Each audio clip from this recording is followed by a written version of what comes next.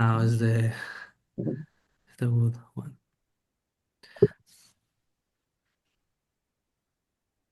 Okay, it's 10 here in Spain, so maybe we can start if it's okay. So I was thinking that maybe I can present you a little bit. So Okay. yeah, yeah, That's you great. can, Thank you. yeah. Yeah. So we have Anna Robinson. It is a pleasure to have you here, and we are very thankful for having you here. Very, very grateful. You are gonna present a very interesting topic. I already heard you once in SPR, right, about autism and neurodiversity from an EFT perspective. That I think is very interesting because a lot of people really ask about that in our community sometimes, like how I work with this kind of topic, with this kind of population and everything. So I think it's quite interesting for all people in our community. So thank you for that. I'm gonna present you now Anna Robinson. Uh, is a senior lecturer in autism and neurodiversity and University of Strathclyde in Glasgow, Scotland, sorry, and is a psychologist specializing in psychotherapy, also a psychotherapy researcher and one of the main developers of Neuro EFGT.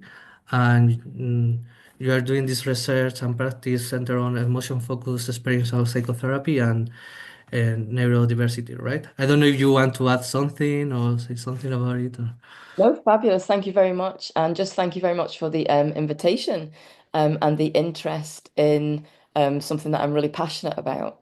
So I'm very lucky in the sense that I am a senior lecturer in autism neurodiversity. And we have a centre at the University of Strathclyde called it's called CARES, which is the Centre for Autism Research Education at Strathclyde. So we have been running master's courses, PhDs in autism since the 90s, late 90s. So we have built up a level of we don't like to say expertise, but a level of expertise within our university. So, and what I'm going to do today is to share um, my passion with you and my research with you. So hopefully it will spark some passion in you, or it will resonate with you and your experiences. So I did my PhD under the mentorship of Robert Elliott, who I'm sure everybody in the EFT field will know that he is one of the developers of emotion-focused therapy. So he was one of my he was my mentor really, and that's not surprising that since then we developed a protocol for emotion-focused therapy for autism spectrum, which is now referred to as neuro EFGT, which is neurodiversity affirming emotion focus group therapy.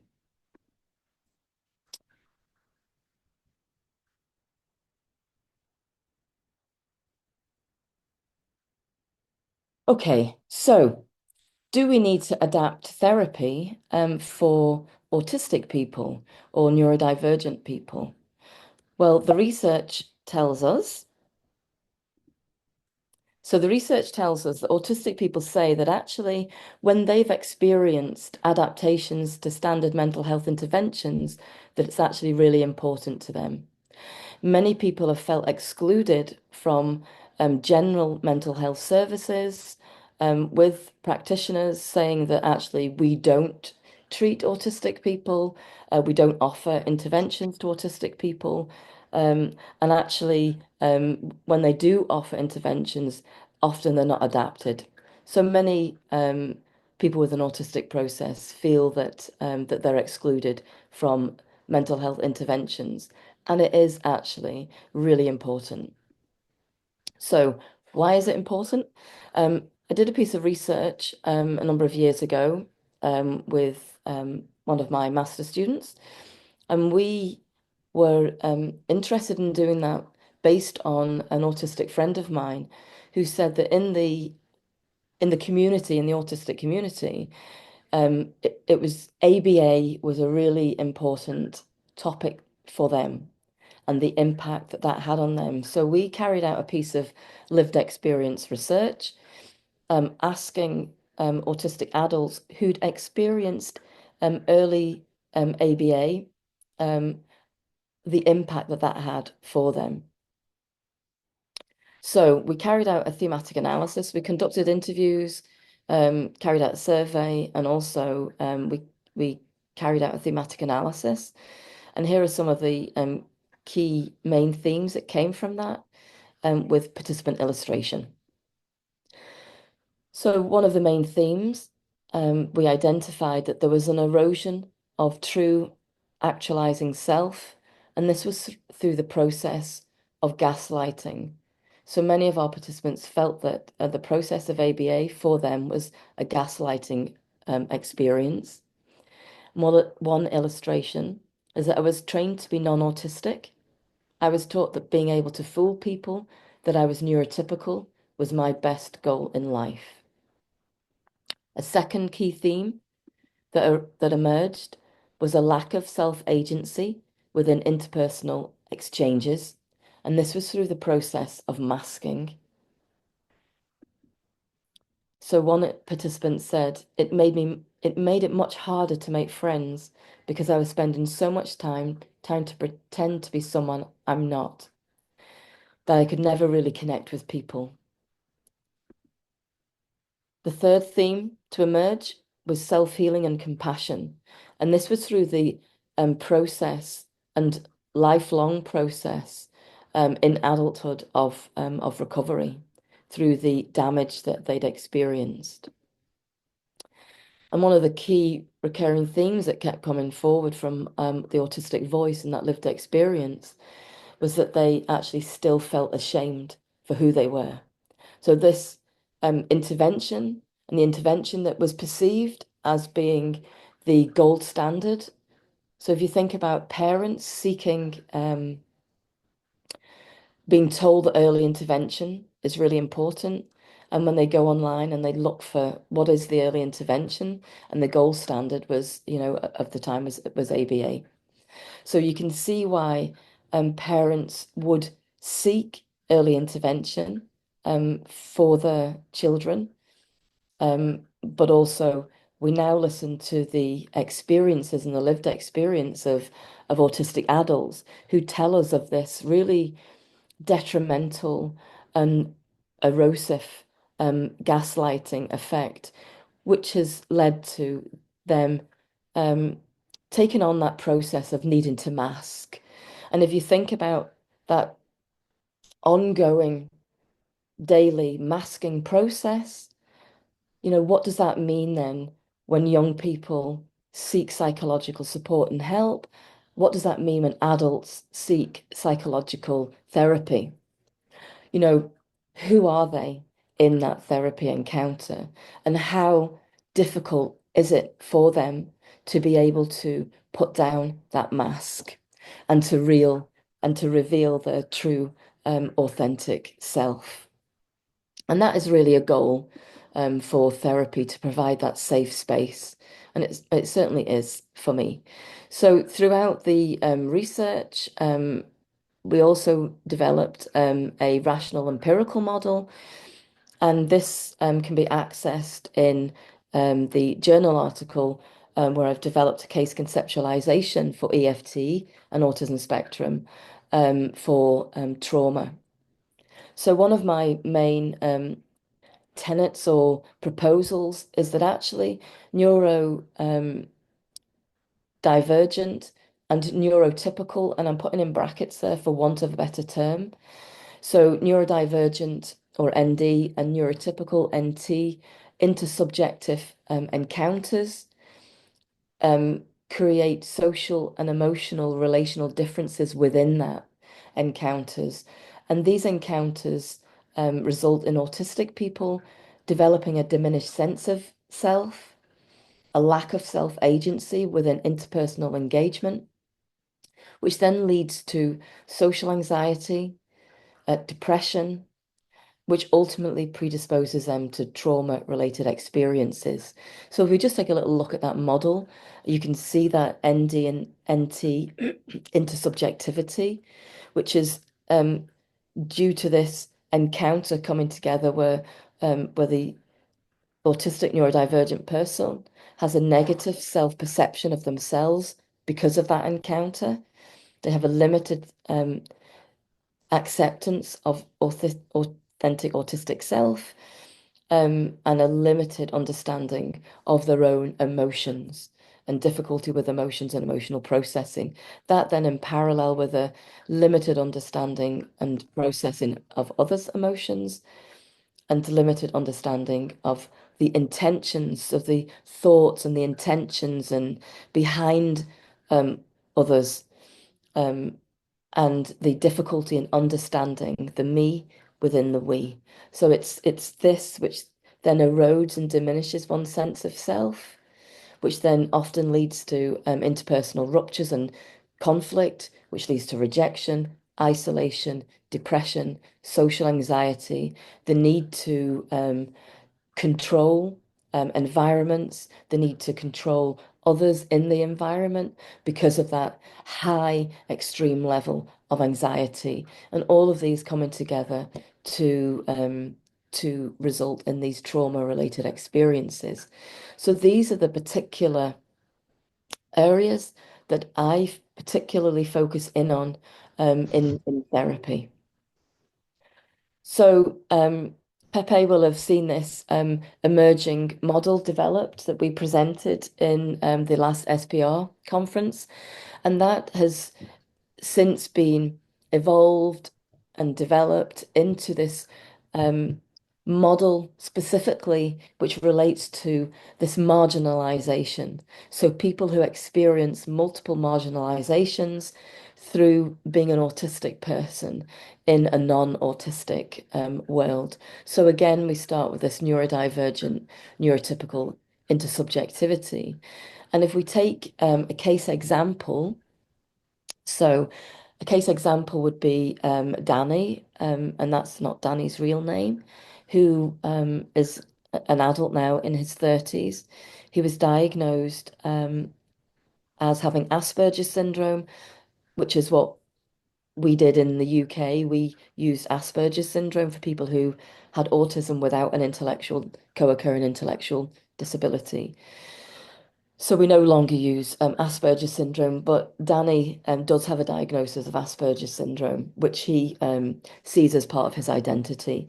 So he was diagnosed at the age of 8. So that was, quite early then, when in the world of an understanding of autism. So he was diagnosed. He was also hyperlexic. He also experienced high levels of emotional overwhelm, um, violence, and aggression. So being unable to regulate his emotions and lashing out and being aggressive. But we'll come to maybe some of the reasons for that as we go through this model. So what we find then, often with this diagnosis, it takes people through that pathway, that medical pathway of parents taking their child for a diagnosis. Now, in order to get a diagnosis, you have to show, and I'm putting in quotes here, just how disabled your child is. So you have to talk about this in a pathologizing way, how how difficult your child's communication is, how difficult your child's emotional regulation is, how difficult your child's social interaction is. So, parents, in order to seek a diagnosis and to get a diagnosis and go through that diagnosis process, the child is observed and assessed, and the parents have to give that pathologized um, picture in order to receive a diagnosis. So, following the diagnosis, there may be support, and often our parents in the in certainly in Scotland, we did a piece of research that showed that parents went through that diagnosis process, and then the diagnostic team said, "That's where we end. Here are some documents. Now you go and seek support." So there was no emotional support for the parents. And we've developed an emotional, a neuro affirming, emotion focused family therapy program. Um, because we actually don't have much support for the emotional needs of parents when their child receives that diagnosis.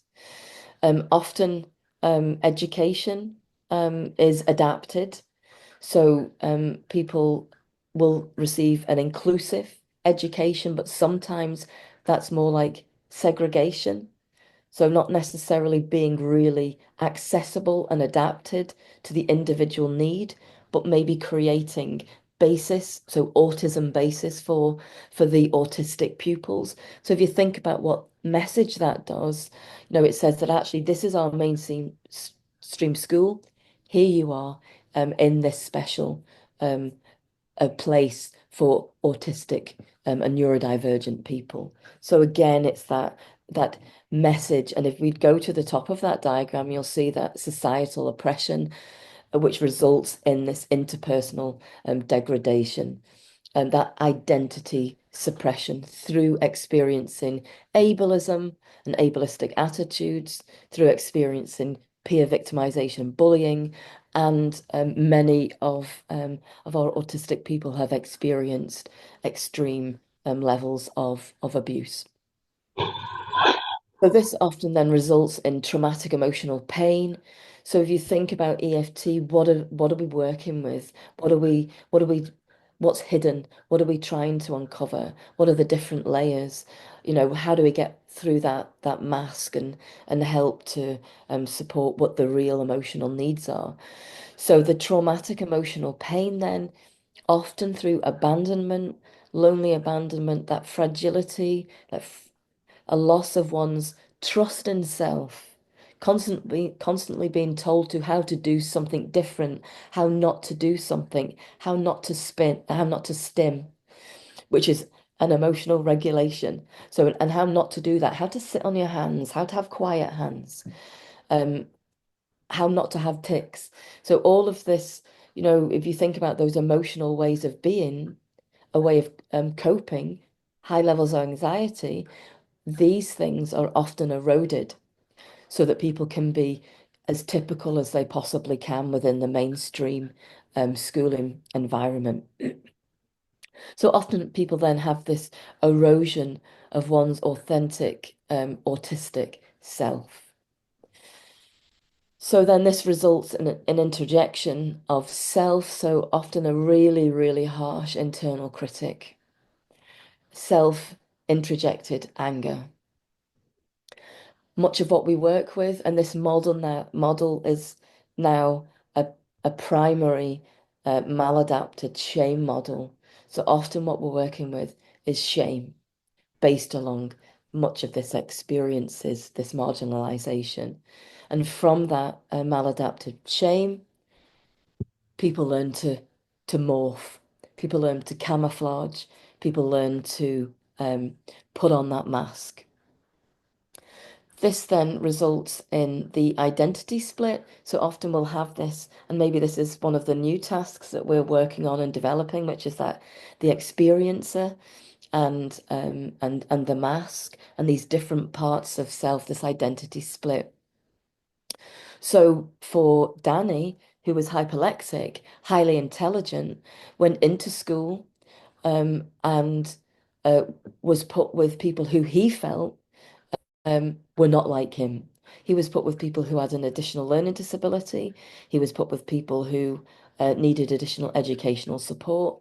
And for Danny, um, that was the most frightening, well, the thing that gave him the most shame and had the most traumatic impact for him.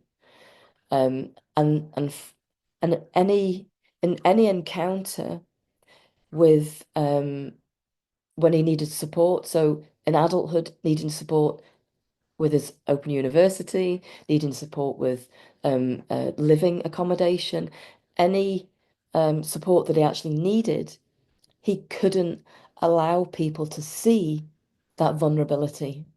He had to show them just how clever he was, just how verbose he was, just how much he knew about social work. And often that actually meant that he didn't get the support that he needed. So he was left, he was isolated, um, high levels of anxiety, isolated and alone, and very depressed.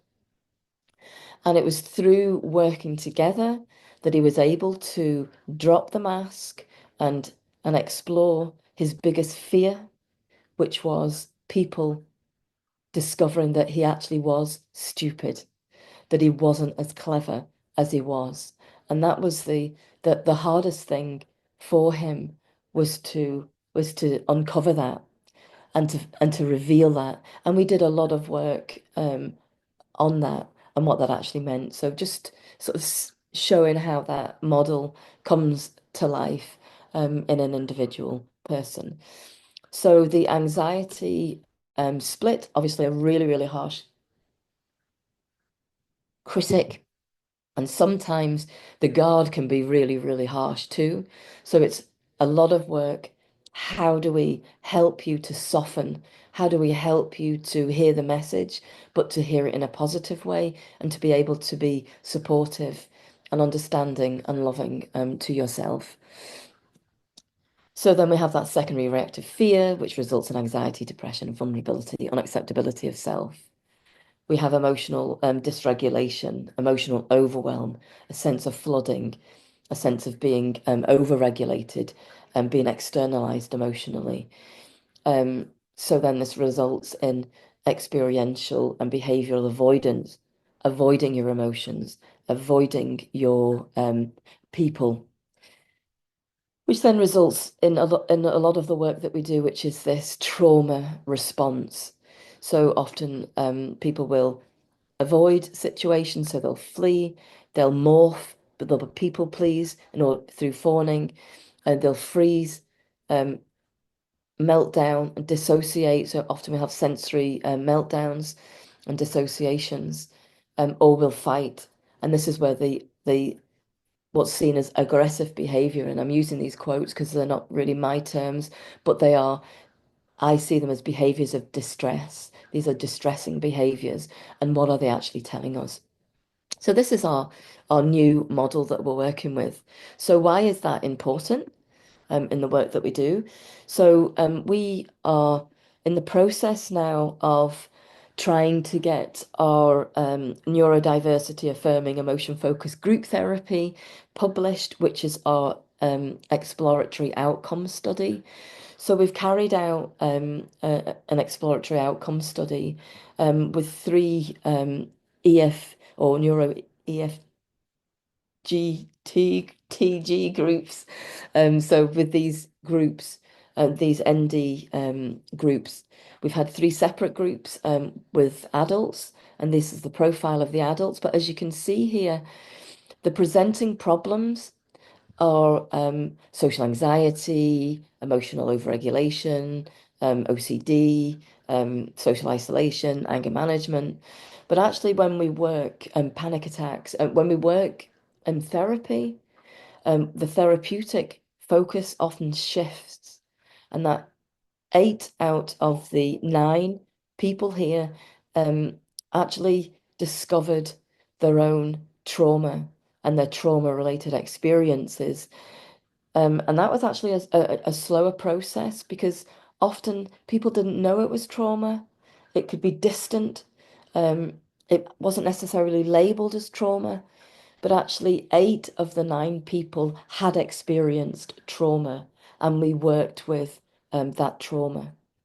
So I'll come back to some of the results of that later, but I'll just go through what the group therapy is and what it looks like.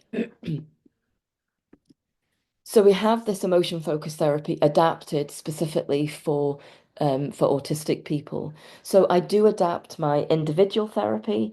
So I do work individually, but I through practice. So before I was in this role, I worked for an autism organization, and I I I opened a new or developed the first counselling service for autistic people within that organization in the 90s, in 97, in the time when it was believed that autistic people didn't have emotions and they actually couldn't use counselling and psychotherapy. So that was the thoughts back in the 90s. But in my therapy, I felt that actually one-to-one sometimes for some people could be too intense and could become too abstract, could become too me focused, and I've got to do all of the work. So gradually I started to through all of the different trainings that I had was to develop a group method.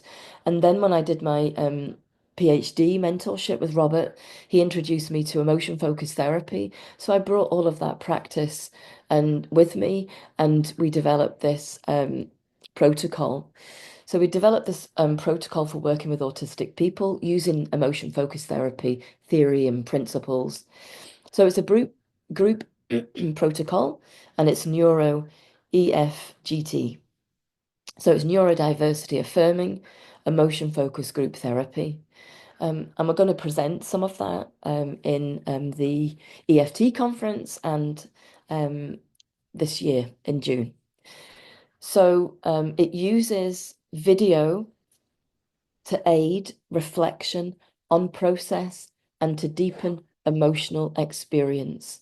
So it uses, so we've adapted a method or a methodology of using IPR, interpersonal process recall, to deepen the emotional experience and one's experience in self and how one experiences other within the therapy. So it seeks to facilitate the same process as traditional EFT. It's a brief therapy, so it's a 9 week group therapy, but through case conceptualization or through case co-construction with the group, we ask, do you need another cycle of sessions? So then we would have 11 or another cycle, 13 or 15. But actually, the amount of work and change that can be achieved in 9 weeks is is incredible, really. So, but of course, I would say that. But our stats do tell us that it is incredible. So we have a maximum of 4 people. So it's not like your typical group therapy. It's a small group therapy. And our experiences with autistic people tell us that actually they much prefer it when there's 3. I think it's the intensity that you do get, but within that small group. The focus that we have throughout the therapy in the IPR and through and across the treatment is to do with cognitive and affective empathy for self and for other. So cognitive empathy would be about self-reflection and mental representation, and affective empathy is emotional regulation for self, and then empathy and effective empathy with other. So we have developed our first protocol, which you can access in this journal here, but we have since we're trying to get it published just now, so that's under review. So please light a little candle, or do whatever you do for us, so that the reviewers are kind and they like our paper. So it's difficult getting things, and I found it really difficult. It's been really difficult for me and a long process getting my research published. Um, so it's been a long drawn out process. So I mean, I completed my PhD in 2014, and since then it's been a long process to get things published. But there seems to be a bit of a shift and a bit of interest, and people are now beginning to cite my work, which again has taken quite some time. But that's really good to see that people are actually beginning to do that, to reference me. So neuro EFGT looks like this. This is a process.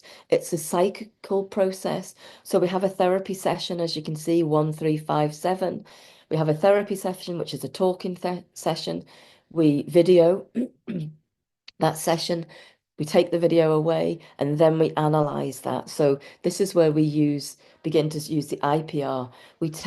So if there's 3 clients within the group, we would take 3 clips. Each clip is really in that case formulation for each client, but it has multiple markers. So therefore, it's not just useful for that one client, it is extended interpersonally within the group. We then use those clips in the next session. So we have a therapy session, then we have an IPR session. And we use that IPR as a clinical guiding method. It's not about teaching, it's about playing. So let's say it's for Danny. So the first clip's for Danny. So Danny, this is for you. So Danny, I just want you to have a look at that. I want you to have a look at it and just tell me, what do you feel when you see that? So I'll play that clip and then turn to Danny and just say, and what do you feel when you see that? Okay. And then we'll hear that immediate response. So I'll replay it. Okay. And what do you feel? And then when Danny has nothing more to say about how he feels, then and when you see that, what do you think? And then what do you see? So it's using those different modes of processing, but always starting with the one that might be the most challenging, which is the emotional response to self. And then following that, it's okay, Carla, um, when you see Danny in that clip, what do you feel? So then that's when it is opened out to the members of the group. So then this is how it's not being taught, but it's dynamic. Um, and that's why it's co-constructed and the case formulation builds and emerges as we go through the group. And yes, you can access that in that paper. So we use IPR as a process guiding method. It is actually integral to the therapy process. We use IPR to slow down the process. We use it to reconnect with lost moments. We use it as part of that deepening process. It's deepening one's sense of self-formation. How does one see oneself? How does one develop one's self-formation? How does one move from this negative sense of self to a more compassionate sense of self, to a multiplicity of self, to self parts? So we use it for deepening one's sense of emotional processing, interoception, to scaffold tasks, to evocatively unfold, for symbolizing, verbalizing, and meaning creation. And we use it for scaffolding the emotional change process.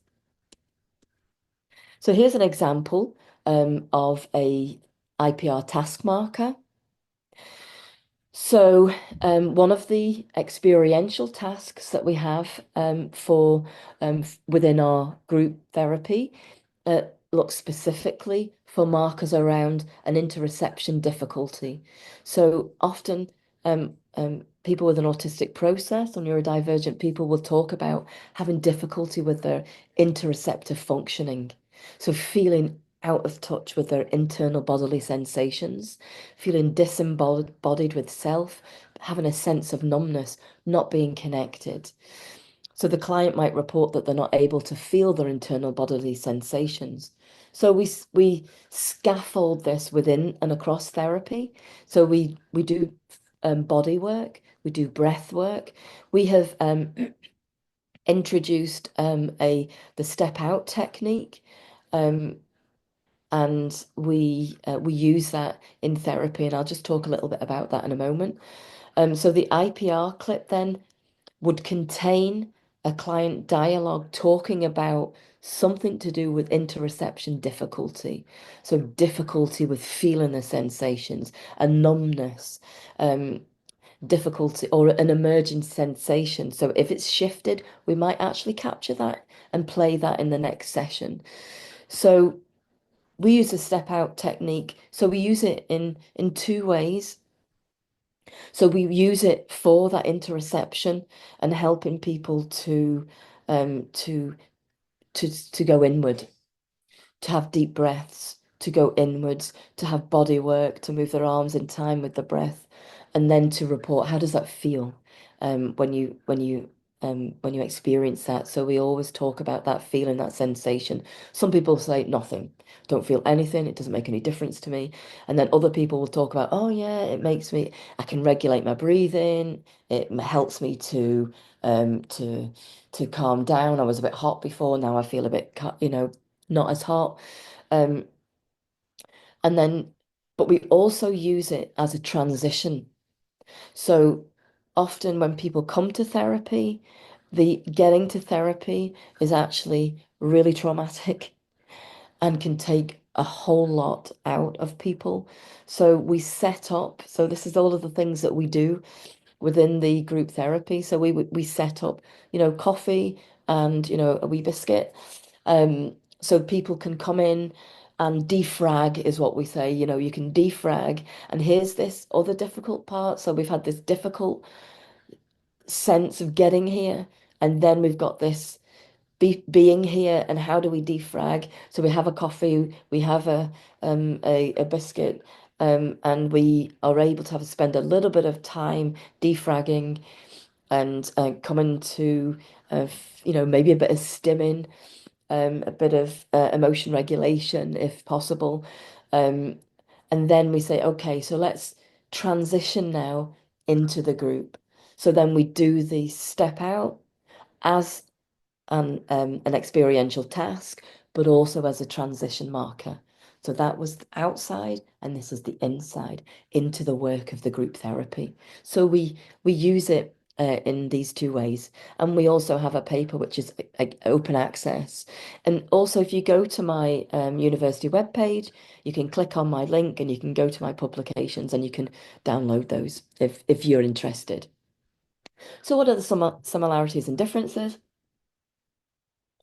So emotional expression and discussion tasks may look differently. They may be very cognitive, they may be very heady. People may talk in scenarios, people may hypothesis generate. You may seem like less arousal than with other presentations, but this may not mean that it's due to internal processing. But and although sorry, I've just checked my time, so I'm going to try and speed up a wee bit. So sometimes a small amount of emotional expression can be equivalent to a large amount of emotional expression for somebody else. So actually, what you see isn't necessarily what is going on inside. So actually being able to explore that and recognize that and affirm that that's actually okay. And sometimes doing that with the IPR is really helpful. So there sometimes can be a disconnect between the head and the heart. Often you can be involved in this neurodivergent dance and actually being able to let people know that, poof, wow, me following you, it seems really, really exhausting. That must be really exhausting for you. So somebody with an autistic ADHD process can be all over the place and actually being able to get in, being able to reflect back to somebody that actually your process seems really exhausting, and me being able to follow that is really exhausting. And actually being able to explore that, how do we help you to slow that down? What's okay for me to do, which enables you to just stop at that point, and then let's just stop there and let's slow that down. So actually checking that out with people, again, it's through that co-creation. Um, an emotional deepening, some clients will say, actually, I don't have emotions and I don't feel my emotions and I can't feel them. And even through the step out class, even through the focusing exercise, some people will still talk about not being able to be in touch with their emotions. So then we might introduce other ideas of extending beyond the therapy. Okay, so why don't you, next time you experience an emotional meltdown, let's say, or you feel something going on inside, why don't you sit down, grab your journal and write it and draw it if that's what you're really good at. Then bring that into the therapy and we can explore that together. So another example here then for the IPR Method, then there's another task here, which is the interpersonal relational task. So there may be interpersonal fragility. So a client might use dialogue or might talk about predicting distress later on when they leave therapy. So they may talk about this negative self-treatment through imagined dialogue. So we might select that. So this is like thinking about this is metacognitive thinking, thinking about my own thinking, thinking about your thinking. So in that IPR clip, we would maybe contain that fragility, interpersonal fragility dialogue, and then play that for the client in the next clip. So this is for Andy. So Andy says when he sees that within himself, so so I see it as a positive experience. So in the therapy session, he says, I see it as a positive experience and me being in here, me putting in all the effort to improve myself. Me being here is good, but later in the week, I'll probably see it as a horrible experience. Me trying to put words into your heads and me trying to put myself down in that way. So the therapist then, so an internal voice in your head talking to you. Yes. So we would capture that in the IPR session and play that in the next IPR therapy session. So we'd use that clip and then use that. So when you put yourself down, can you try and notice how you do that? Try to notice what that internal voice is saying, and we'll explore that in the next session. So it's actually giving some experiential, relational homework, and then try and bringing that back. So it's trying to scaffold these as well as using IPR. So when playing the IPR clip, Andy then. So I was saying bad things about that in that clip. I do that in my head a lot, so it's bringing it back for him. I do that in my head a lot. So therapist, can you tell me how you do that? What things do you say to yourself? So then we explore that internal dialogue, and many people talk about not having an internal dialogue. I don't do that. I don't have voices in my head. But within the group therapy process, we can help to affirm that and to normalize that. How other people say, oh, I do that. I speak like that to myself. What I do is, and actually, this is where the group therapy can be really helpful in relation to that internalized stigma and masking. So bringing in parts of self, then developing awareness of parts. I don't have an internal dialogue. So we help to demystify. We use IPR within it as a process guide. And can you help me do that? Can you show me how you do it? So this is an example then of this is Danny. This is Danny when we see these different parts of self. So one part is talking about not caring about his life and actually not caring about dying. Dying doesn't bother me. Killing myself doesn't bother me. And then there's another part of him, just a tiny part of him that says, take a chance, do it. You never know what might. So there's another part of him that actually doesn't want to kill himself. He doesn't want to die. So so then when these parts are introduced, so what about these parts? So, Danny's response is, well, I just want them to work together, these two parts. So me as a therapist then, so that's the end point. So let's start with the part of you that says, I don't care about my life. Instead of talking about, you're talking as that part of you. So then, I've taken Danny through that process. So why take a risk? This is part who doesn't care about life. Don't change anything. So I'm encouraging more dialogue. You don't need to change anything. It's pointless anyway. Sit down and relax and don't change anything. Nothing matters anyway. And there's a pause and then, oh God, that's really unpleasant. So you see this physical response. It feels like my stomach's just falling out. Edge of despair, hollow. So that this other part then for Danny. So take a chance. So you never know what tomorrow might bring. You've got to get in the driving seat. You've got to drive the car. And that feels like, so we explore the feeling of it. It's not the same. It's not that same sense of despair. It's more like an equilibrium. So then we're doing that meaning creation with these different parts of self. So then we're extending that so that it makes more sense, so it becomes more concrete. So if you were to name these parts, what would you call them? What's its job? What does it do?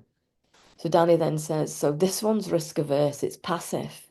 You know, like in the morning when you're really cold and you're in bed and you don't want to get out, it's comfortable. That's what it's like. It's comfort. You know where you are. It's safety there. It's like a protector, I say. It's like, yeah, like a guardian, a guard. Okay, a guard. Yeah, that's a good way of putting it. And I'm saying, like, does it resonate? Yeah, but maybe a shield. So something to fall back on. So that's when start using metaphors. So Danny was a big or is a big Dungeon and Dragons person who engages in that. So you can see why these different parts of himself might be the shield, and then this other part and he named that as his sword. And then these both parts are in my hands. Part of me wants to be defensive, and part of me wants to be offensive. But I know it's underpinned by intrinsic fear. So he relates this back to that fear work that he carried out. So on immediate reflection then of the enactment tasks, so Danny says that that's really challenging. Definitely the more I think about it, the more I think it's related to the fear work that we've done before. And that was to do with being terrified that they were all right, that he was stupid, that I was wrong. Being absolutely terrified, spending 25 years hating everyone and masking that fear. And then later on reflection, reflecting on the process later. So Danny says about the enactment tasks. So to begin with, it felt abstract, like it wasn't quite real. A thought experiment. The more grounded I got in each of it, I was, the more tangible those parts actually came for him. So sometimes we need to keep um, repeating, bringing things back, and being repetitive in order to scaffold. Because sometimes we have that deflective process. Sometimes things are just too painful. Sometimes aren't right now, but we don't want to lose them, and maybe later's okay. So talking about passionate topics, using scenarios to express meanings, experiences of others that externalize about self can often deflect from the real core pain underneath. So recognizing that you might need to repeat can be really important. So Danny, when talking about that repeating, um, you have a way of pulling us back on track. You help us to stay on that track, helping us to navigate through. You're not giving us the route, you're helping us to stay on that path. So these are some of our results. So just very quickly, and I can't go on about this too much. So we have significant results. So we use an empathy measure called the Client Emotional Processing Scale, which looks at cognitive and effective empathy for self and cognitive effective empathy for other. So we have emotion regulation as a subscale, empathy as a subscale, self-reflection as a subscale, and mental representation as a subscale. So you can see that clients enter therapy for the first therapy session at a low emotional processing overall. When you introduce just one session of IPR, they're already moving in the direction of increased emotional processing. So it's still within the normal range, but it's moving towards moderate. So by the seventh session, we're in that moderate emotional processing scale. So people are shift, and that's within the talking session. And in the final um, IPR session, we're moving into higher levels of emotional processing. So hopefully we're going to get this published. And you can see here that we have this high movement within the therapy. Always the IPR seems to give higher levels than just talking alone. You can see that orthogonal movement across therapy. And as you can see here, again, if you look at emotional processing, I find it interesting, but self-reflection, cognitive empathy for self is the highest movement. And mental representation, cognitive empathy for other is the highest in relation to the interpersonal movement. So I find those two things interesting. So very quickly, just to end, um, so post-therapy change interviews, so exploring the experience. Andy says, seeing myself was when I started to change. And seeing myself is when I started to stop being so hard on myself. Seeing myself every week and then hearing you saying things about me that stopped me being so harsh on myself. Also, hearing other people's troubles helped me reflect on my own, comparing. So, so asked about what are the three things that changed for you during the group therapy. So I'm a lot less down on myself. I'm more in touch with my feelings than I was. I can understand my feelings more than I did. Not a whole lot better, but better. So this is somebody that said, I do not feel. I cannot feel my emotions. And I don't understand other people. I don't have empathy for other people. And then I think I'm a lot more empathic, maybe. And then finally, Carla, this is when she reflected on her own experience. Focusing on emotions made me aware that my brain may not be wired in the way to process all the senses. I didn't understand my emotions. I couldn't zone them, put them into perspective until the end of until therapy. So enduring therapy, I was dominating at the beginning. She was. I recognized this as my protection. It was. I recognized my loving side as well. She did. Her empathic, compassionate sense of self. And now I recognize these traits in me. So I began to realize that my loudness was anxiety, and it's down to my lack of confidence. Presentation of dominance is a sign of my anxiety that I'm anxious. So it changed me as a person. I learned how to self-analyze from the therapy to a degree.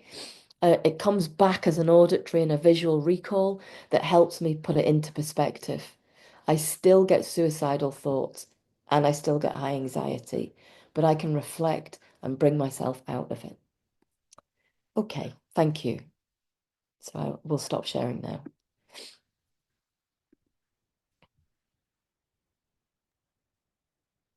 Well, thank you very much, Anna, for your wonderful, sorry, presentation. I think is was very very nice. It helped me a lot to to focus in some ideas because right now for me I'm having is some clients with brain damage. It's different, right? But helped me a lot to think about it in this for these cases and everything. So I think it was wonderful. I was impressed by all the work you are doing because you are developing the therapy. Also some thinking about the process, thinking about some exercises and tasks. So it was a lot of work, probably, right? And it's really wonderful. So thank you Thank you very so much. much. Thank you. And yeah, in relation to development, talking about, sorry, if you have questions, let me know, and I'll stop talking. Yeah, in relation to development, so we have this protocol, and we are hoping to we're developing a manual just now. So we are also looking at setting up a neuro EFT research clinic at the University of Strathclyde. And we are hoping to obviously link internationally with our partners and also offer training and supervision in the method so that actually it isn't just me and another person delivering the therapy, because obviously it's important that other people can also use the therapy and hopefully find out the same results, or get similar findings.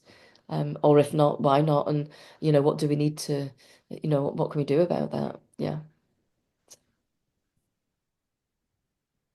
It's wonderful, really. I think I hope you get more people doing this because it's very interesting. Hopefully, someone from Spain also. Yeah, I don't know if someone have a question. We have some time for that, so feel free to ask.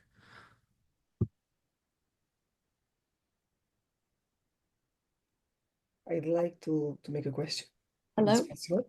But first of all, thank you, Anna, for all that knowledge. It was really, yeah, I enjoyed it a lot. And I like, yeah, I was struck well, I'm really curious about what you say about developing a new experiential task about identity task, you said, between the mask, right, and experiencing self. I wanted to know if you can explain a little more about that and if it's a chair work task or how do you are modeling it. Yeah. So first of all, we have to discover those different parts of self, and actually that revealing the mask is actually that first step, and sometimes that can take quite a long time for people to feel safe enough to actually say, actually, I've been masking my whole life, or this is the mask, or it's really hard for me to let that mask go. So yes, we do the two chair work, so different parts of self. So if you could, be that mask, can you talk from that mask? And that, so yes, we do. We sort of scaffold that and that identity. So when you when you hear that, when you hear the mask talking like that, um, what's that like for you? So so yeah, it's that same process of trying to work with those different parts of self in order to allow what is the need, what is that, what is the emotional need, and how do we help with the compassionate self-soothing to build those other parts of self so that the mask can trust and the mask can be put down and the identity can become strong and to reveal itself more. Okay. I wonder if you have conceptualized or make any connections with the psychoanalytic idea of a false self, or if there's something there. Yeah, so we haven't actually mapped out that task just yet, but we see it as a core task. So we see it through presentation, through the work that we've done as actually being a core task. Mm. So we will have to do a task or a number of task analysis on that in order um, to really expand that and to write about that. Yeah, so I think there is a connection with that. Yeah, absolutely. Hmm. Thank you. Thank you. Thanks. Thanks for your question and your interest. Hi, Anna. Hi. Thank you very much. This is so interesting. And Mm. I have two questions. Uh, One, maybe you've already talked about it, but I'm still a bit curious. What are usually what parts of the videos do you usually choose? What kind, is it always like markers, or how do you choose that Good question. usually? All good questions. So we actually, so during my PhD, I developed a taxonomy of markers, specifically in relation to IPR, and IPR selection. So I'm very much grounded and work within this cognitive and affective empathy for self and for other. So looking for moments of maybe if there's incongruence between um, one's facial expression and actually talking about feeling completely desperate or talking about and I was like completely overwhelmed, but actually there's no facial expression that would give that away. And maybe this is just one example, one illustration, and then selecting a small moment of that. So our clips are really short. They're not like long clips. So they're no longer than 2 minutes would be the longest clip. So we would capture a particular moment and play that and just see, well, actually, what do they see when they see themselves? What do they feel when they see themselves? Do they see that actually they're talking about something which shows complete desperation? Let's just say, for an example. And are they able to self-soothe? Are they able to be kind to themselves? Um, or do we work on that? If it's about the dyssynchrony between the emotion and the facial expression, then we may explore so like one example, Danny showed an example of him, and you saw him, and he responded to himself and he said, oh, I'm really anxious. I can see I'm really tense there. That's what he said.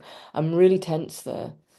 So in order to explore that with him and to let him experience my experience, I said, oh, so I wouldn't know you were tense there if you hadn't told me. And that was like, that gave him insight. Now I might have guessed that he was really tense and anxious, but I was letting him know that actually seeing that, I didn't know that you were tense. And that allowed him to see that actually, okay, so people might not see me. People might not see my level of anxiety. People might not see me getting upset, getting anxious, and about to blow and about to smash someone. And that's what did happen. He in the world outside, not the therapy, he became very anxious and he attacked somebody. But actually being able to see that he doesn't give off those tells that people can actually read him allowed him to say, so maybe people don't read me, maybe people don't see it. And that was actually gave him insight and was really helpful. So then we worked through, well, actually, oh, well, maybe actually, how else could you let people know that actually you were getting worked up? What other strategies can you put in place? So we do that scaffolding. And that's just one example, if that's okay, if that answered your question. Yeah, thank you.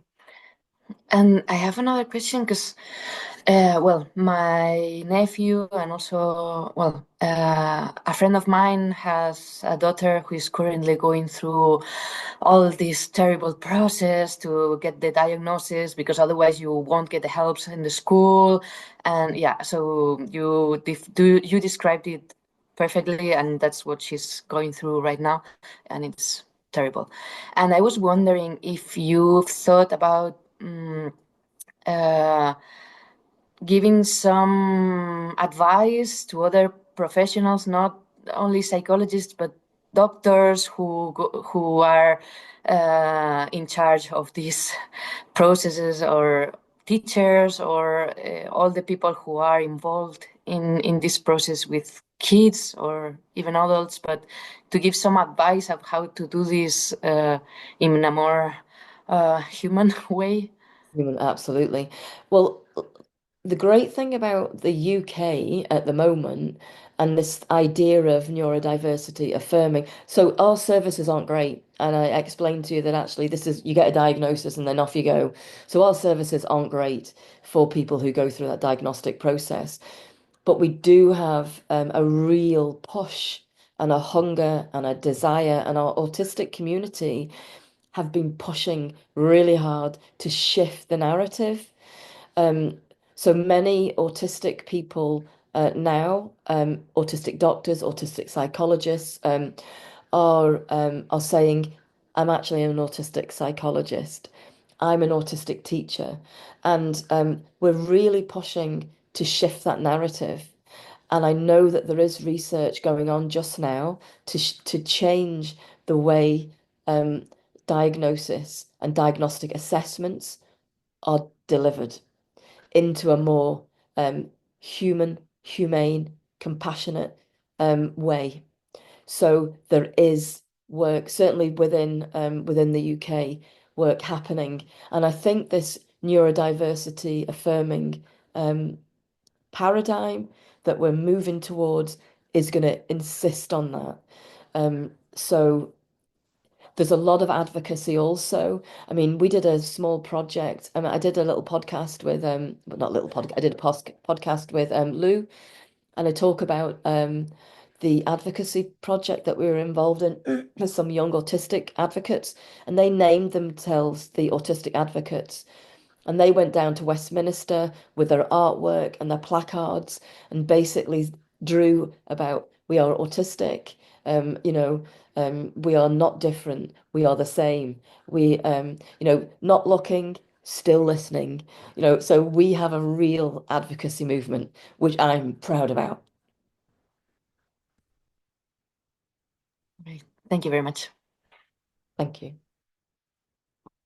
So I think we have to finish this meeting, this presentation. So thank you again very much, Anna. I have some questions, but I think I will I will ask you that question when I see you in the conference. So Excellent. we'll keep them. Well, thank you very much. Thank you so much. And do please pass on our information about our neurodiversity affirming network for EFT people if they're interested. And yes, I will catch you and talk with you more. Brilliant. Thank you so much for inviting me. It's been a pleasure and an honor. Thank you. Thank you. Thank you very much. Bye bye. Thank you very much. Bye. See you all in the next meeting. Bueno, Chao, me nos tengo que vemos. ir, no de más. Chao.